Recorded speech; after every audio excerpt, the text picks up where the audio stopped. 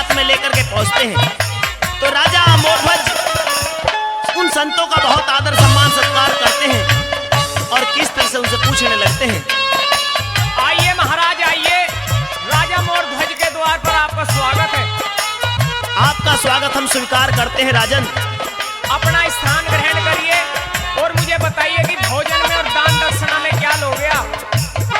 हम भोजन करेंगे, लेकिन उससे पहले हमारा शेर भोजन करेगा, और हमारा जो हम भोजन चाहते हैं उसको अगर आप कर सकते हैं तो हम स्थान ग्रहण कर सकते हैं। आप बैठिए, मैं पूरी व्यवस्था कर दूंगा महाराज। सुनिए पहले मेरी बात, सुनाइए।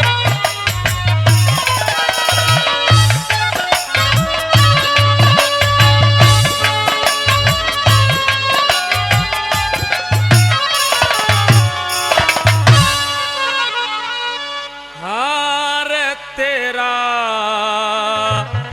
खाना खावेंगे फिर शेर पे,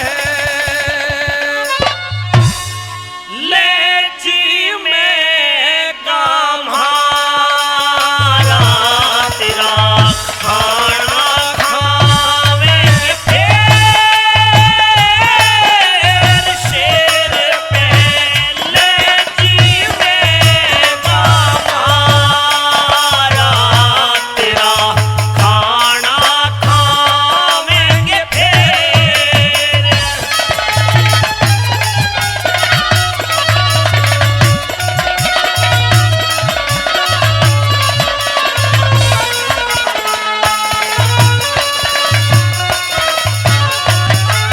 ओ शेर के कालजे ने चूट चूट खारी भूख, हम जाने हैं इसको इसे जगत से है न्यारी भूख, प्रेम से जमाओ राजा शेर ने है भारी भूख, प्रेम से जमाओ राजा शेर ने है भारी भूख। हो सिंहासन पे बैठो आप, कष्ट ना उठाओ गुरु, हमें क्या वजर है पहले शेर ही जिमाओ गुरु, वैसा ही करूंगा आज जैसा आप चाहो गुरु, वैसा ही करूंगा आज जैसा आप चाहो गुरु। रहो रहे हर दम बेदार,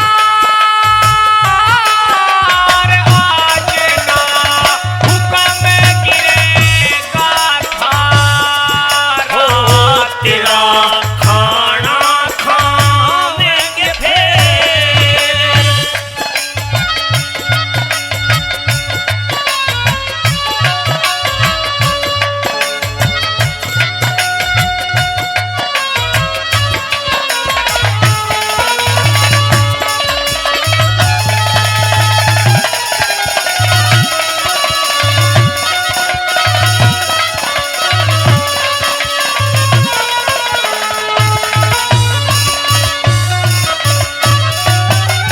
जो नेम की नाव में बैठा होगा परली पार राजा, जुल्म के जहाजवाड़ा डूबे है मझधार राजा, अब तक तो कुछ बिगड़ा ना पहले सोच विचार राजा, अब तक तो कुछ बिगड़ा ना पहले सोच विचार राजा। हो सोचन और विचारण की के इसमें क्या है बात नाथ, कमी ना आवेगी सर पे जब तक होगा थारा हाथ, ये तो एक शेर ऐसे शेर हो चाहे 5-7, ये तो एक शेर ऐसे शेर हो चाहे 5-7, हो रे इनका खाना हो फिलहाल वाले का भरा रे हुआ भंडारा, तेरा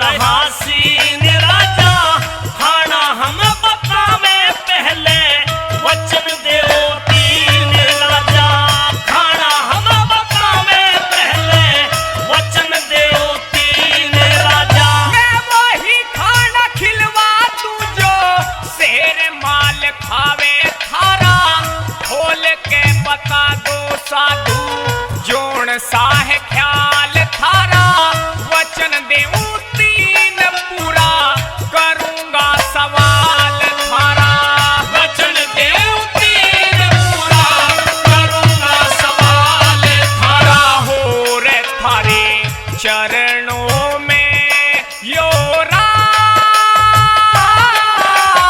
आज मैं अर्पण करता सारा। ओ तेरा खाना खावेंगे फिर,